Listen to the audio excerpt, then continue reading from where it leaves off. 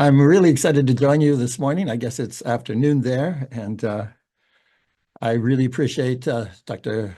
Kazmina asking me to do this. It's a pleasure to be with you.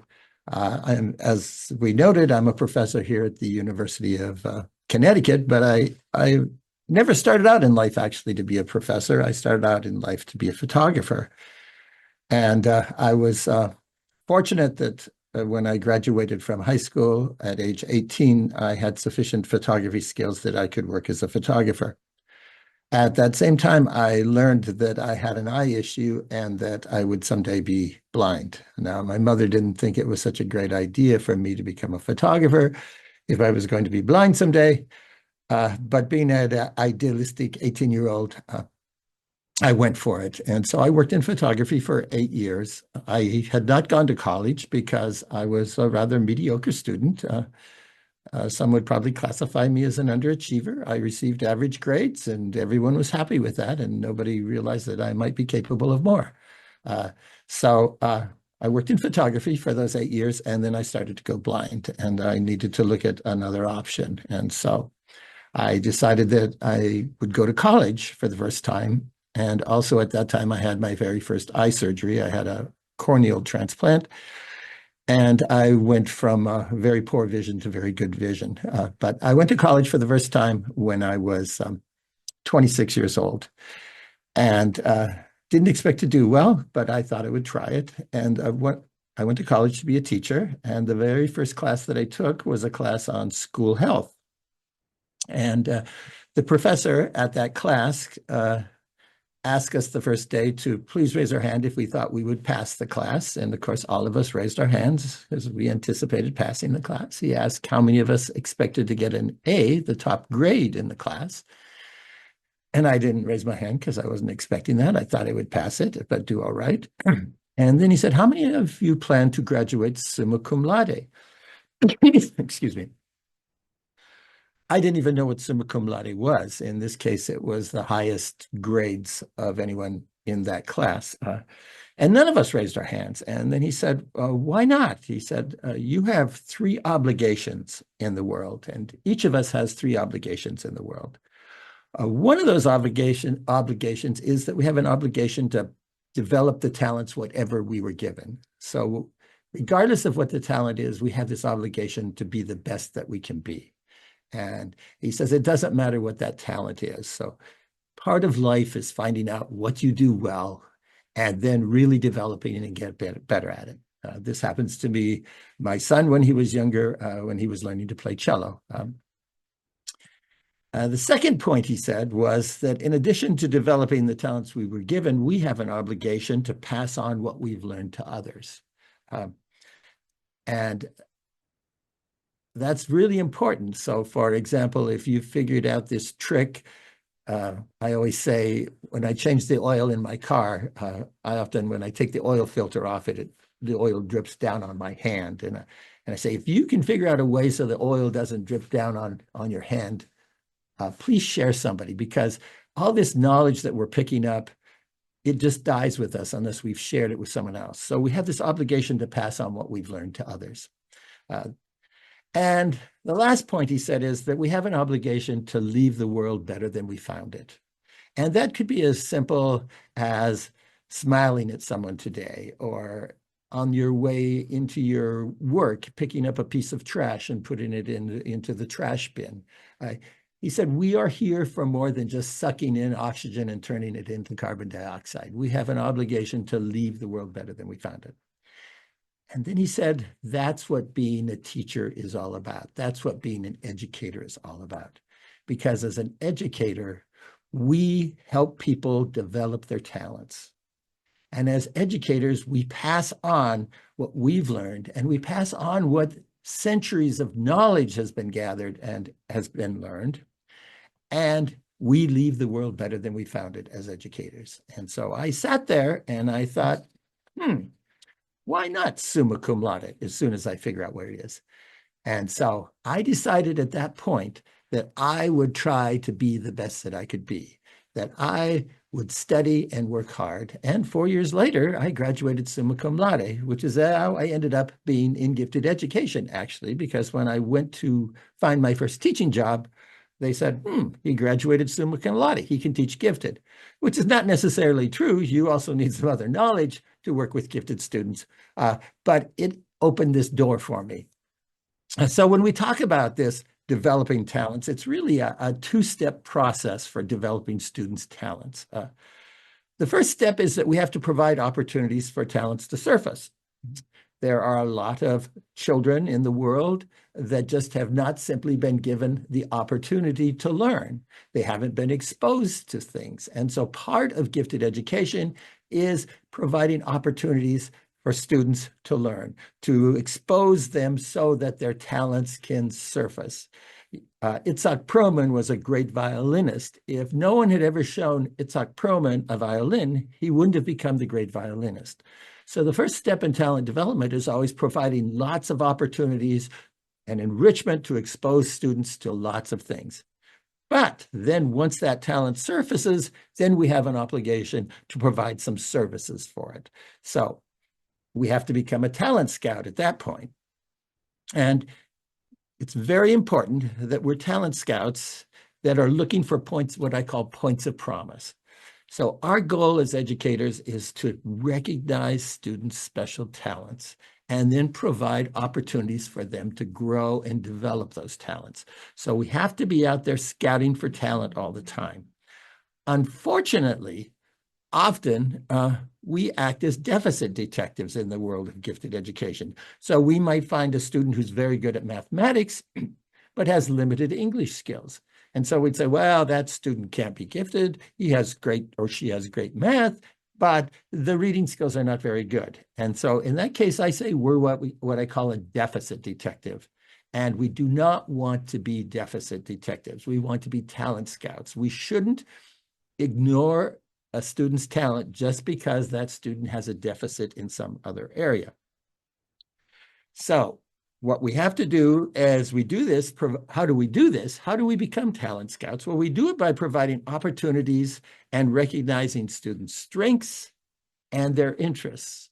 And the time I'm spending with you today, I'm going to talk quite a bit about the importance of recognizing student strengths, but I'm also going to talk about the importance of recognizing student interests, because we know that interests are often a key to motivating students, and that students who have high interest are much more productive than those who have lower interest.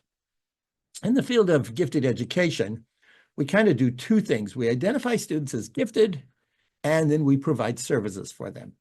And unfortunately, sometimes we spend too much time on one and not enough time on the other. So we often worry about, well, who's gifted and who's not gifted. And I think we should place less emphasis on that. So I think we should worry a little less about identifying students as gifted, a little less about putting that label on there. This is a gifted child, this is not a gifted child. And we should spend more of our time worrying about how we develop students' gifts, because it's the servicing of the gifts that makes the difference in the student's life. And it's the servicing of those gifts that makes the difference for society and what that student is able to produce. So as a talent scout, we're looking for these points of promise, these skills that the student has, and then we provide opportunities to develop those skills. And we worry less about, yeah, this one's gifted. No, this one isn't gifted. This one has this talent. Let's go with it. So how do we do that? Well, I think there are three services that are necessary for developing students' gifts, because we're all about developing students' gifts. So I think there are three services, and I relate them to sort of three legs of a stool, a three-legged stool. So one of these is we have to address advanced content. We have to provide opportunities for advanced content. The second is that we need to increase our depth and complexity in the way that we teach students. And the third is that we need to provide authentic learning opportunities that are based on student interest. So what I'm planning to do in this presentation is talk about these three legs of this talent development stool. And like any three-legged stool, it will not stand with just one leg. We need all three legs, but I'm going to take them one at a time. So I'd like to start first with this leg of access to advanced content. If students have advanced skills, we can't expect them to become more advanced unless we provide them opportunities to develop those skills. And so that's very important. When I was president of the National Association for Gifted Children here in the United States, I produced something called the Gifted Children's Bill of Rights. And that listed 10 rights that I think gifted children have. And among those rights was the right that they had a right to learn something new every day. Every child in school, I believe, has a right to learn something new every day. And children do not sacrifice that right just because they already know what the teacher's teaching. If that's the case, we need to make some modifications and provide an opportunity for them to learn something new every day. When my children came home from school when they were younger, that was the very first question I asked them as they got off the bus. I would say, what did you learn in school today? Tell me something new you've learned today. And as a teacher, that was the ticket when they would leave the classroom every day for me. So when I was a teacher, as they're walking out at the end of the day, I would greet each of them and say good night. And I would ask them, what's something new you learned today? And each of them shared something new they had learned today. And interestingly, if they couldn't come up with something, then I would say, quick, I'm going to date myself. We had encyclopedias in the room. I said, now you would say, go on the internet, maybe. I would say, quickly, go to the encyclopedia, open it, and learn something new quickly. And they would go grab an encyclopedia and look at something and come back and say, I learned this. But I think it's very important that children have this mindset that I'm here to learn something new every day, and school should be the place where that happens, actually. So, unfortunately, classrooms are very diverse places, and every school has kids who are a year or more above grade level, as well as a year or more below grade level. So it's a very difficult job for us as teachers. When we look at a typical fifth grade classroom in the United States, and we look at the reading scores and the mathematics scores, we see that about 1/4 of the students, 1/4 of the students in a fifth grade classroom are actually on grade level. Their math and their reading is at fifth grade level. We also see that about 1/3 of them are a grade below, and another third are actually 2 grades below in the United States. So almost 2/3 of them are below grade level. And we also know that 10% of them are above grade level. There are about 10% of them that are anywhere from 1 to 5 grades above. And so as a teacher, you have this vast range in your classroom, and it's very difficult. And the research we've done at the National Center for Research here in the United States finds that when teachers are given opportunities to differentiate, to modify their curriculum, they almost always differentiate down. They worry about the ones that are below grade level. And that's very important because you need to have those students reach up and reach grade level. But at the same time, you do have this 10% at the top who need something extra. And so you also have to provide opportunities for that as well. So there are kind of 3 options, I think, to providing this access to advanced content as a school and as a teacher. One of those options is curriculum compacting. And curriculum compacting is the idea that as we're teaching these different units, say we're teaching a math unit on fractions, that we do a pretest at the start of the unit and determine which students have already mastered that. And then we provide some more advanced content for them. Okay, so that's curriculum compacting. That's something that's happened right within your classroom. Carol Ann Tomlinson, a US professor, produced a lot of material on how to differentiate. Right now, we're doing a project here at the University of Connecticut called Project Bump Up, and which we're doing that also. So curriculum compacting is one option. Another option, however, is just single subject acceleration. So if you are a fifth grade teacher and you have a student who has mastered all the content and really has mastered the math content, you simply possibly send that student up to 6th grade for math only, and then the student returns for the rest of the subjects. So that's subject-specific acceleration. That's an option. And for some students, they simply are so far advanced that they need to go to a more advanced grade. So if we have this 3rd grader who really has mastered all the 3rd grade content, we simply can move that student up to 4th grade. Now, that's a decision the school and the parents have to make, but it's a very viable decision. And so that is another way that we can provide this advanced content.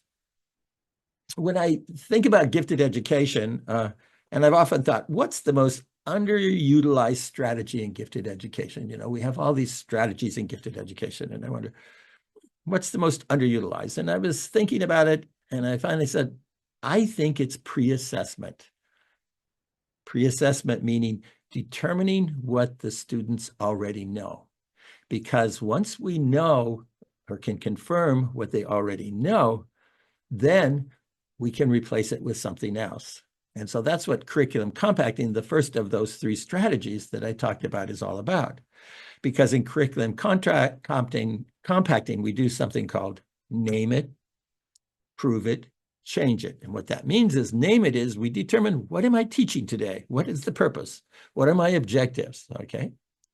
And then how can I show or check whether students in my class already know that? That might be a pretest. That might be just a short discussion about the topic as you're introducing the topic. It doesn't necessarily have to be a test. But we want to confirm, yes, some students already know this. And then change it is where we give them something a little different. It might be something more advanced. It might be something more enriching, but we provide some other alternative option for them. Not all teachers have this option, but a study we're doing right now that has proved to be very effective is that we're working in schools that have a gifted specialist, a gifted and talented, a teacher of gifted, we call it.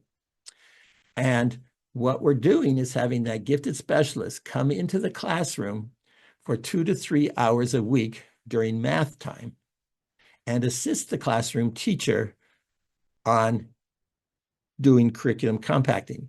So together, the classroom teacher is doing this unit on fractions, for example, and they've done a pre-test or they've had a discussion and that they determined that like 3 of the students already have mastered fractions. Then the gifted specialist comes in and works with those students or helps the classroom teacher find material to give to those students so that those students can work at a higher level or at a more complex level. What we found on this research that's been going on now we're on our 5th year, is that classrooms where this happened, all students are benefiting, and the scores in those classrooms are much higher than the comparison classrooms. More students are reaching mastery, more students are exceeding mastery by having that extra person come in just for a little while and help differentiate the curriculum. So that's one option, is we can do it in the classroom. It takes a lot of work and a lot of organization, but we have a number of videos on our website that explain how to do that if you're interested. The other option is acceleration. And John Hattie published a book called Visible Learning, in which he did a study of meta-analyses of different educational strategies and which ones worked best. And when we look at accelerating programs, it has a major effect on achievement. Paula Oshevsky-Kabilius and her colleagues at Northwestern University did a study and wanted to say, what does the research say about ability grouping and providing acceleration? And what that study found was that students who have been moved to a higher grade perform way better in the content than students who hadn't been performed. So if we have a 3rd grader who went up to 4th grade and was accelerated to 4th grade for math, it doesn't take a brain surgeon to know that 3rd grader who now went to 4th grade math is going to be far outperforming 3rd graders of similar ability who didn't have that opportunity to have that 4th grade math. The other interesting thing in that study, though, also was that 3rd grader who went to 4th grade math is performing equally as well as the 4th graders who were there. And so they're not going to the next grade level and then performing poorly. They're performing as well. And so there's no difference between their performance than other students in that class. So these are some positive research findings that support accelerating students. We've been doing an acceleration study here at the University of Connecticut, and we've been looking at subject-specific acceleration and whole grade acceleration. I can tell you that subject-specific acceleration is much more popular with schools than whole grade acceleration. In the case of subject-specific acceleration, it's simply moving the kid up to a higher grade just for a single subject. And we find that kids who are in the top 10% on achievement scores can be in a given grade, can be very successfully subject accelerated to the next grade. So being in the top 10% in reading or the top 10% in math, they are very good candidates to go into a reading or math one grade higher. When it comes to whole grade acceleration, we need to be a little more cautious about that. Now, in the case of whole grade acceleration, we are actually moving the student from third grade up to fourth grade, okay? And what we find is that students who are good candidates to have whole grade acceleration, first of all, they tend to have cognitive scores, also known as IQ scores, above 120. So they don't have to be extremely high, but they need to be, like 1.5 standard deviations above average. So about a 120 IQ at least. The reason for that is we need that brain power. So if we're going to skip a grade, so at the start of third grade, for example, we're going to put that kid right at the start of fourth grade, or at the end of second grade, we're going to move that kid and skip third grade and go to fourth grade. We need some brain power so the kid can be successful in that new environment. And so they need at least probably a 120 IQ. The other thing is that we want their achievement to be at least average 2 grade levels ahead. So if we're looking at a second grader and we want to whole grade accelerate that second grader, we want that second grader to be achieving at average fourth grade level. The reason is that when we skip third grade and put that second grader into fourth grade, they're right on grade level at least.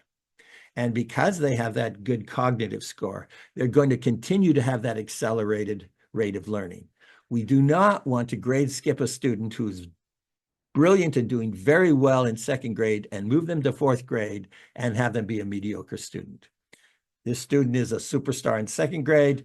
After we accelerate, within just a limited time, that student will be a superstar in fourth grade as well.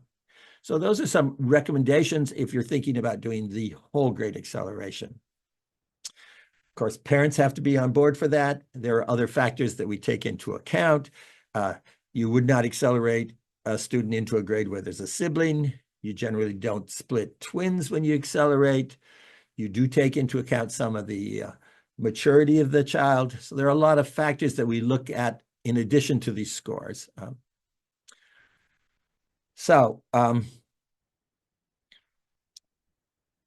We know that not only is academic achievement more positive for grade skip learners, but also their social adjustment and academic self-esteem are also positive. People often think, oh, if you accelerate a student, they're going to be such a misfit.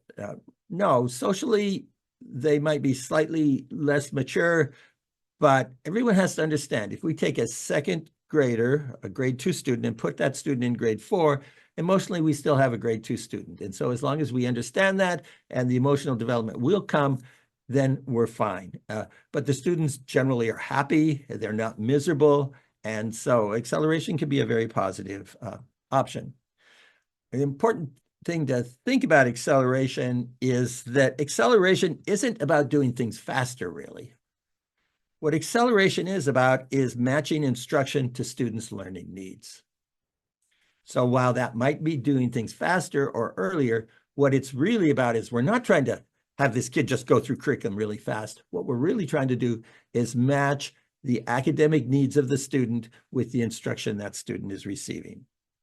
So that's our first leg, is that we want to make sure that we address advanced content. The second leg of the stool is that we need to make sure that we have depth and complexity in instruction. So if we take a very bright student, let's say, and we accelerate that student into a higher grade, and then we simply provide that student with uninspiring, boring instruction, we can't expect that student to flourish.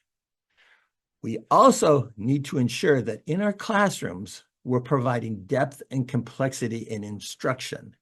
I like to tell the story about my wife. Now, this is my wife, D. Betsy McCoach, and she and I published together, and she's a professor here at the University of Connecticut. And before we were married, I met her, and we were talking on the phone, and we were not dating at that point. We were not a couple. And I had introduced her to the people here at the University of Connecticut because I thought she might be interested in getting a PhD here. At the time, I was a professor at Boise State at another university, but I had received my PhD here at the University of Connecticut. And so I was talking with her, and as I got to know her better, I realized how brilliant she was. And just for fun, she had taken 4 semesters of multivariate statistics. She had read most of the popular books on gifted education. And I started to worry about whether she was going to be academically challenged in this gifted PhD program here at the University of Connecticut, because she had taken more statistics just for fun than I had received in the PhD program. And she had read all of the textbooks that I had while I was in the PhD program. And so I thought, oh, I don't know if you're going to be academically challenged. And so we were talking on the phone one day, and I said to her, I'm a little worried that you're not going to be academically challenged. And she said, Del, I don't want to be academically challenged. And I thought, well, you lazy little thing.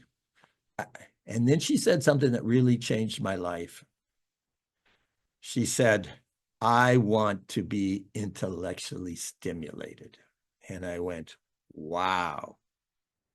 I had always been taught that gifted students need academic challenge. And in fact, the first leg of my stool has that they need advanced academics. But it isn't enough to have that advanced academics. What we really desire is intellectual stimulation. And you will find with many gifted students in your classroom, you provide academic challenge and they don't seem to be interested.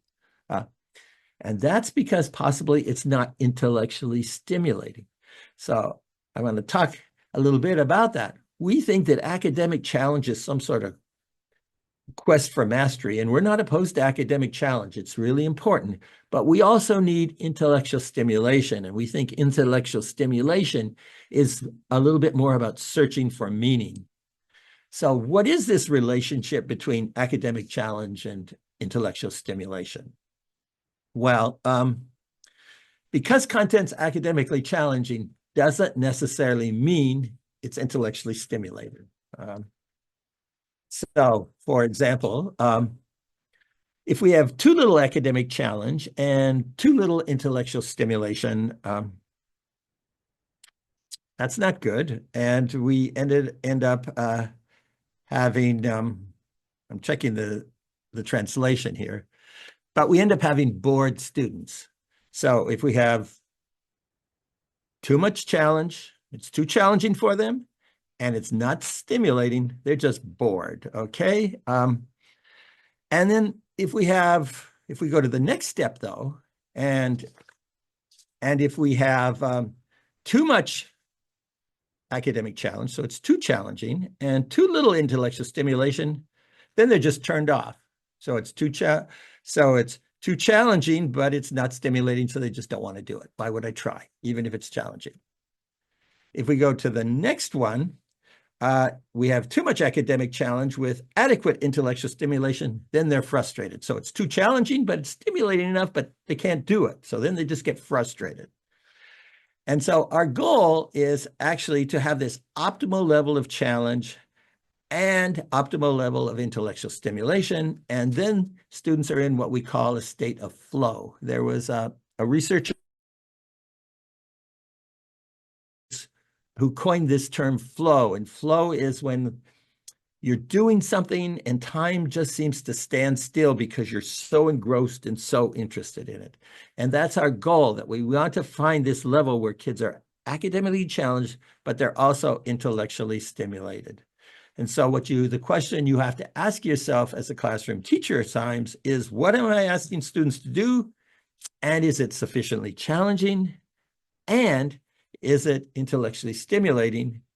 And if it's not, are there things I can do about that? And so we need to be providing this depth and complexity. And one ticket to providing depth and complexity is some work that a woman named Sandra Kaplan has done from California. And she's created these little icons.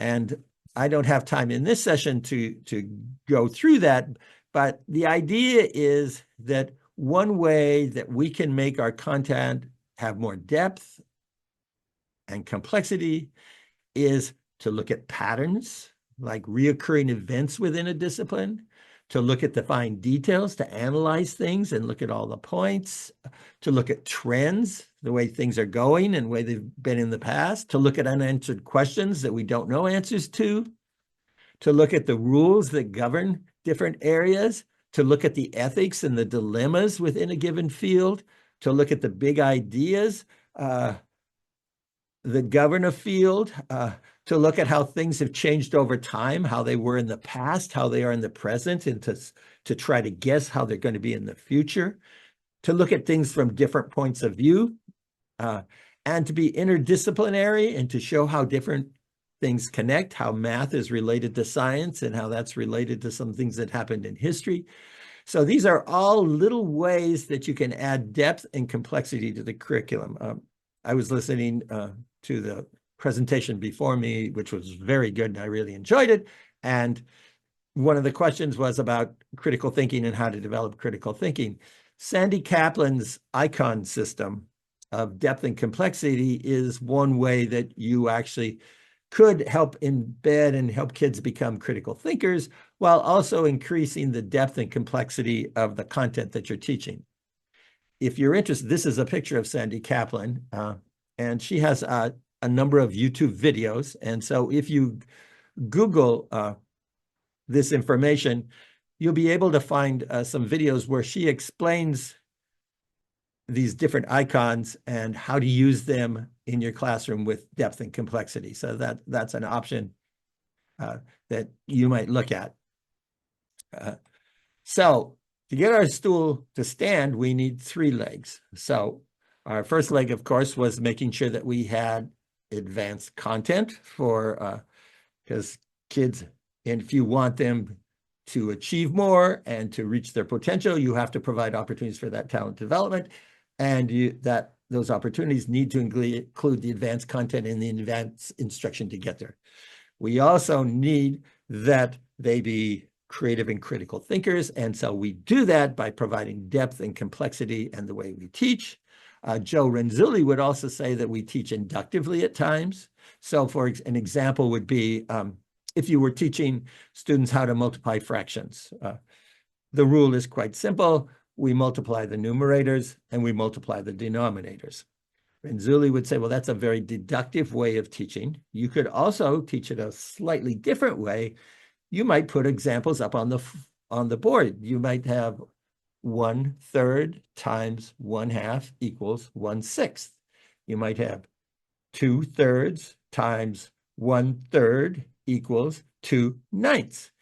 And after you put a couple of those up there, your very bright kids will say, oh, I see how it works. I see. So you put up the examples and they infer the rule. That works very well often for teaching gifted kids, and the students learn it much better and they enjoy the learning. So Renzulli believes that we should try whenever we can to teach inductively as opposed to deductively. But now we go on to this last leg of the thing, which is providing authentic learning opportunities based on student interest. We should never underestimate the power of interest in making learning meaningful. We did a study here at the University of Connecticut with our freshmen. These are about 18, 19-year-olds. And we asked them how good their skills were in music, art, math, athletics, writing, spelling, dance, you name it. Just the list is on the left there.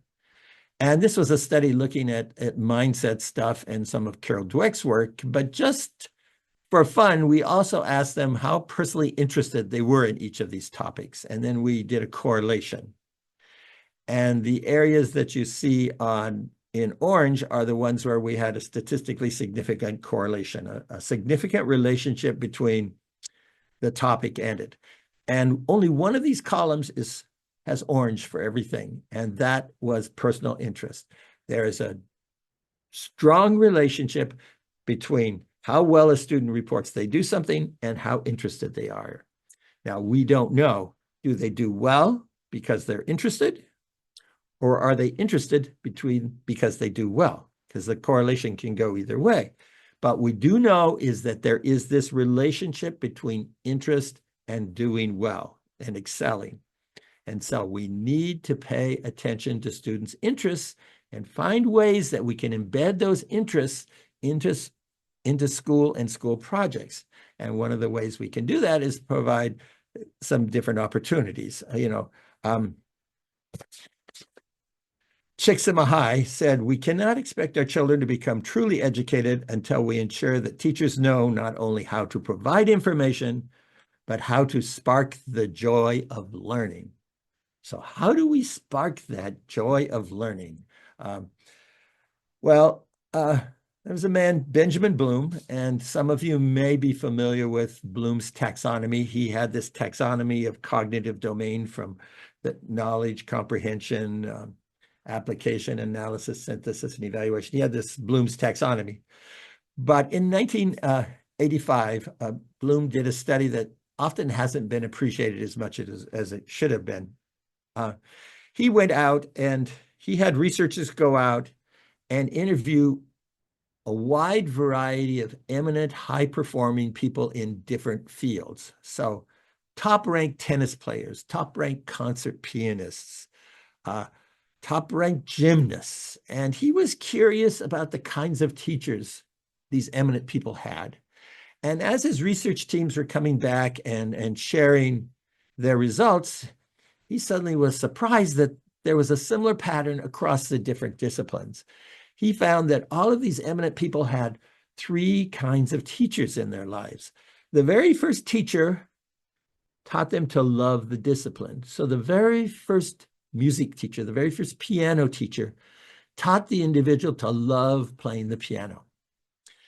But these eminent individuals soon outgrew that first teacher because they had some real natural skills and some passion for the topic then. And then they went to a second teacher. And the second teacher developed their skills in the discipline. So it was the second teacher that was very harsh about the scales and how the fingering went and how you sat at the piano. But what Bloom discovered is that they could not tolerate the second teacher if they hadn't had the first. So there was a case of a young man who had this very demanding piano teacher, and he hated piano lessons, and he cried, and his parents forced him to go. And finally, the parents decided, okay, we're not going to do piano lessons anymore. We're just giving it up. And then just on a hunch, they went with this nice lady down the street. And he talked about how she gave him gold stars and cookies for doing his pieces well. And he fell in love with playing the piano. But he soon outgrew her, and then he was ready for that second teacher. Then ultimately, there's a third teacher. So the first one causes them to fall in love with the topic. The second one teaches them the intricacies and all the fine things. So if it is a soccer coach, it's the one that talks about stance and how you kick the ball. And it's quite a demanding person. But they can't take that demanding coach, that demanding soccer or football coach, unless they've fallen in love with soccer. And then the third one is the one that figures out how to put them into that discipline. For example, Michelle Kwan was a famous US skater, okay? The third coach figures out what's unique about Michelle Kwan and puts that into her skating. And so Michelle Kwan skated differently than anyone else. And so it's that third one that helps them make this unique contribution to the field. Here at the University of Connecticut, we're known for the school-wide enrichment model.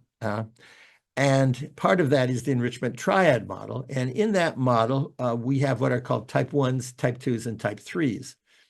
So one of the things we do in the enrichment triad model is we try to expose all kids to a wide variety of activities and things, and we call those type 1s. So we might bring in a speaker to talk about black holes, or we might watch a video about the rainforest.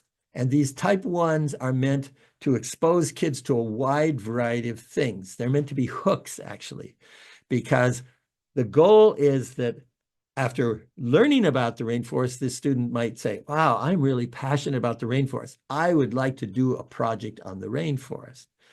That's what we call a type 3 on the bottom in red. And those are individual or group investigations.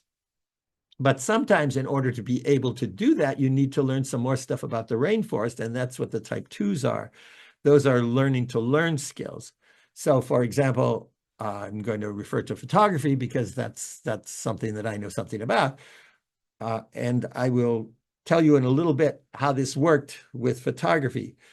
And so I'm just going to wait and tell you about that a little bit later. But the interesting thing is this follows very much Bloom's 3 types of teachers. The first one exposes them to something and causes them to fall in love with it. And then the second one teaches them what they need to do it, the discipline. And then the third one gives them an opportunity to express themselves and work on it passionately. I ruined photography for a number of children. So as I said, I worked in photography for 8 years. And I would be asked to go to camps and teach photography to children. And I love photography. And so I would go to these camps, and these would be students who tended to be 7th and 8th grade students. And of course, I insisted that they use adjustable cameras because this was a while ago. I wanted them to learn how to adjust the cameras. I was fascinated by light, and so I wanted to teach them all about light. I don't know if you know, but as you move away from a light source, obviously the light gets dimmer, and it works out to be the square root of 2. So if you are 8 feet away from a light bulb and you walk to 11 feet, you have half as much light, even though you haven't doubled the distance. And if you go to 16 feet, you actually have 1/4 as much light, even though you just doubled the distance.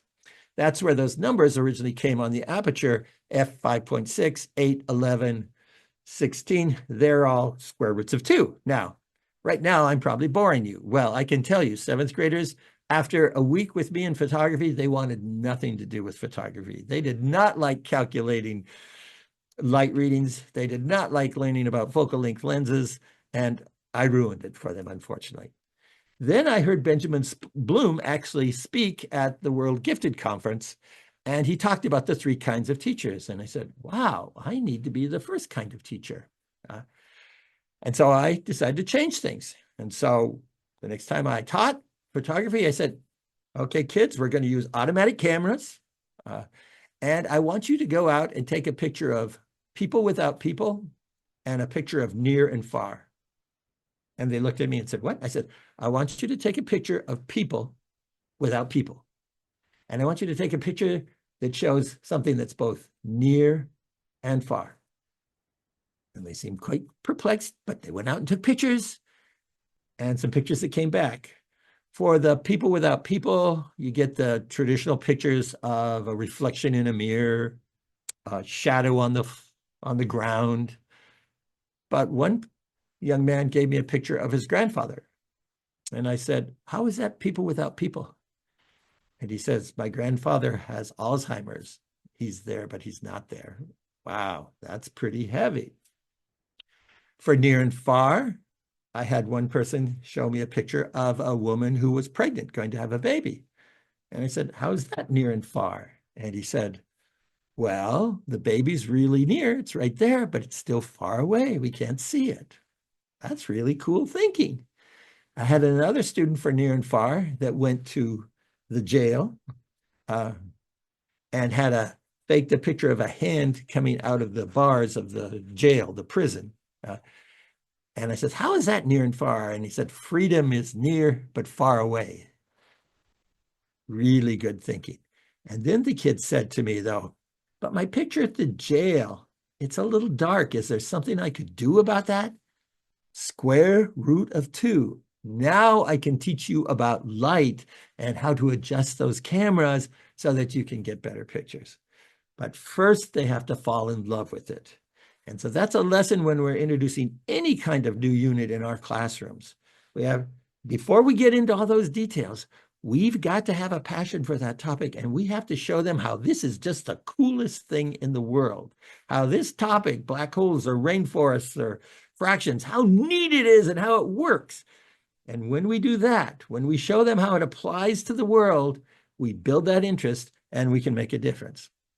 The other thing is when we ask students to do projects, it's very important that we provide authentic methods and products for authentic audiences. I used to have my students write stories, and we often have students write stories, and we receive a certain quality of writing and work when they write a story. And if the story goes home and they show it to mom and dad, they're not that interested in it. But then if you say, okay, we're going to turn this into an authentic product. So the stories that you write, we're going to actually make a book. We're going to have a book printed with all the stories. I can tell you that your students will take the assignment much more seriously and work much harder. Wow, my story is going to be bound in a book? Yes, I'm going to work really hard on that. So you will get a better quality when you create authentic products, okay? But you're not there yet. You also need to have an authentic audience. So now we have a certain level of quality by making the book. Now, if we say to the students, we're going to take that book and we're going to go down to the school library or the public library, and we're going to have the book put into the library so people can check it out.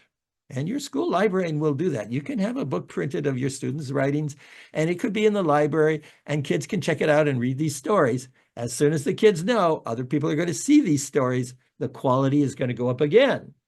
And so if you want maximum productivity, you have to make these learning experiences authentic. And the way we make them authentic is by creating authentic products for authentic audiences. I told you that I would tell you the story about photography in the type 1, type 2, and type 3. So when I was a teacher, a book came out called A Day in the Life of America. And I'm sorry I'm so US-centric on this. I wish I could give some examples from your country. So a book came out called A Day in the Life of America. And what they did is they asked people all over the country to take pictures on a given day and send them in. And then they published a book showing what life was like on this certain day using these pictures. I showed this to my class. So that is a type 1, exposing them to something. And one of the students said to me, oh, wow, I would like to do a photo project on the day of the life of my little brother. It was a case where a family had a child born later in life. And so they had 2 very gifted kids. And it was a very difficult birth with this last child. And the child was not expected to survive. And the child survived, but had lots of challenges, breathing, muscle movement, couldn't talk. So there were lots of special education issues. And so the student wanted to do a day in the life of the little brother. And so the student took some pictures and created 8 or 12 pictures representing a day in the life of the little brother, how they had to do exercises, how they had to feed the baby, different things. And I had the student go in the darkroom and we did these pictures in black and white, and I taught the student how to print the pictures. So that's a type 2, giving them the skills. The students, sometimes the pictures were light, sometimes they were dark. I tried to get the student to reprint them. The student wouldn't. The student ended up being bored with the project. I'm done. So then we said, okay, now what are we going to do with these pictures? And we thought, what do people do with photographs? Well, they produce books, and we could have produced a book, but they also have photo exhibits. So we decided, why don't we do a photo exhibit? And so we contacted the local bank, and the bank said, we said, could we do a photo exhibit of a day in the life of this physically challenged baby? And the parents were okay with that. And the bank said, fine. And so we started to do the photo exhibit. Guess what that young man wanted to do? He wanted to go back into the darkroom and reprint the pictures because some were too dark, some were too light. I couldn't get him to do it before. But when he knew there was a real audience, he wanted to redo it. So this is what we call a type 3, where he's creating this product for a real audience. A couple of years ago, he actually found me. So this was a long time ago when I was a teacher. A couple of years ago, he found me on the internet and he sent me this email. And he said, I'm going to read it. My wife and I bring up STEP, that was the name of our program, by the way, monthly as we raise our 2 boys. Thank you for exposing us to some invaluable experiences at such a young age. I still can't believe I was set free in a darkroom in elementary school. That term, set free in a darkroom. That's what we need. We need this passion for learning. And we can get that if we provide these authentic experiences for kids. So those are my 3 legs that we have.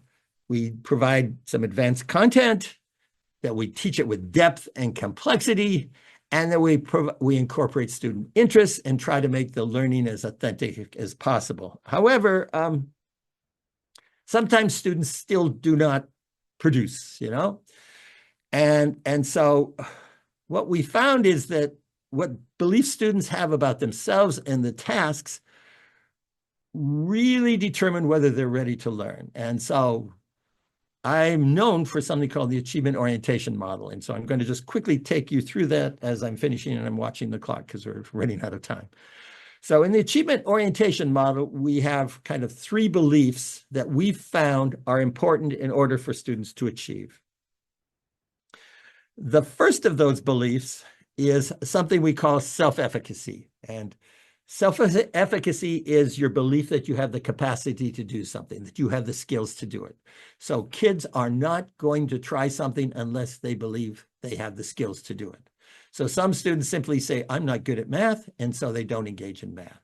So when we're trying to reverse underachievement or when we're trying to motivate students, we spend a lot of time working on building up their self-efficacy, their belief that they have the skills to do it.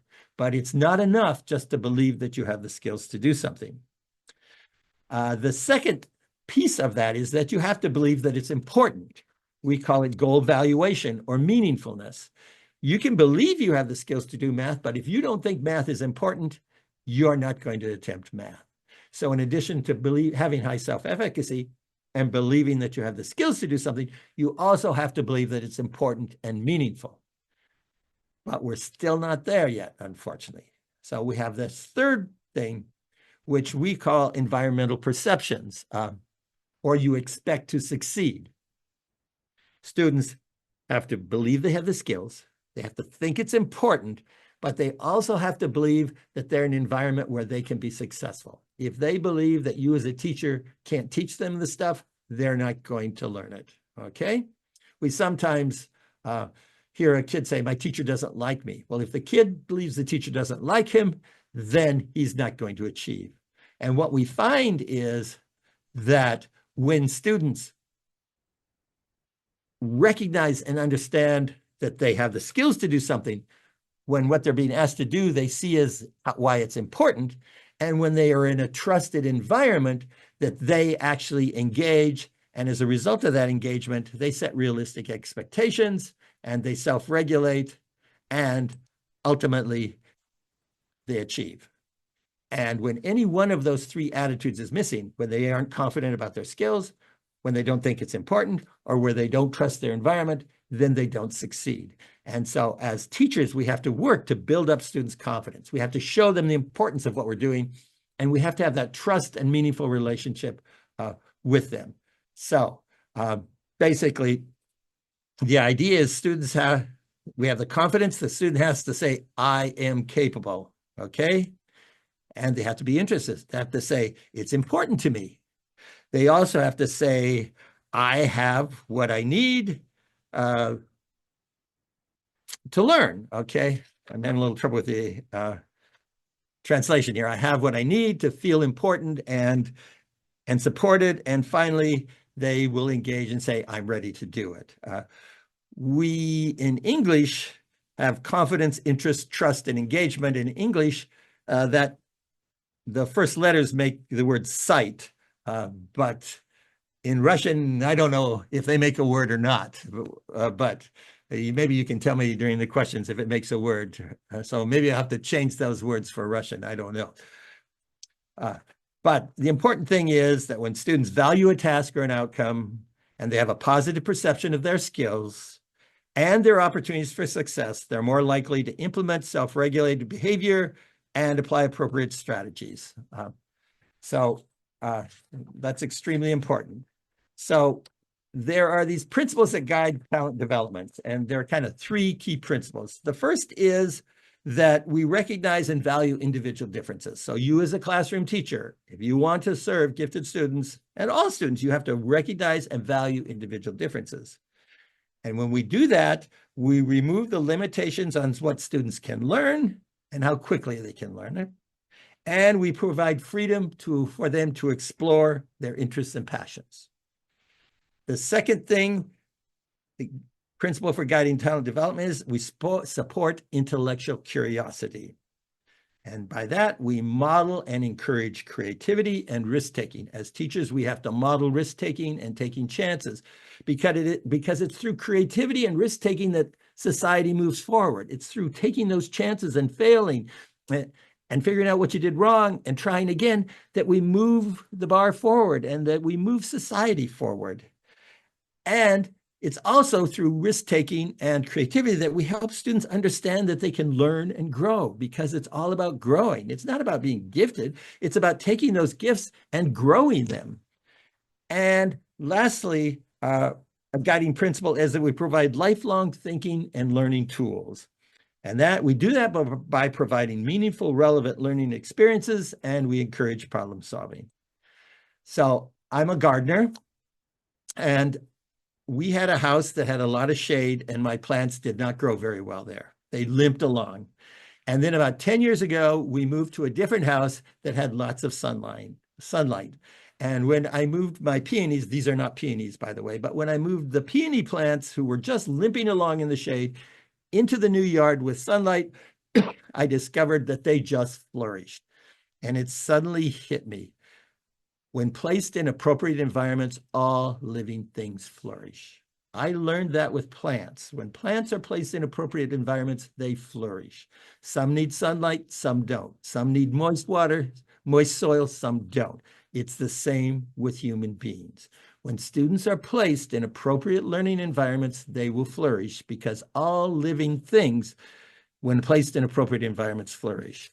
So I hope you will teach your students to lead a creative life, because creative lives are a lot more fun than uncreative lives. I hope you will teach your students to take risks, because it is through those risks that we learn and grow and make progress.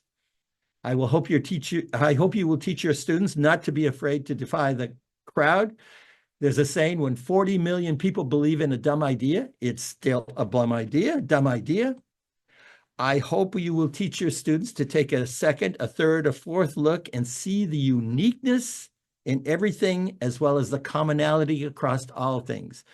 You know, the world is very divided right now. In the United States, we're very divided. We have an election that's, who knows how it's going to turn out, okay? And yet there are a lot of things that we have in common. And so we can start to work together when we understand the uniqueness that each of us has and appreciate it, as well as appreciate how much we have in common. And sometimes it takes a second and third look. And lastly, I hope you will help your students fall in love with what they're doing, knowing that there's value in everything and everyone. With that, I'd like to end by simply saying that the only way any country will reach its potential is if it helps all of our children reach their potential, and that includes our gifted and talented children. So thank you very much.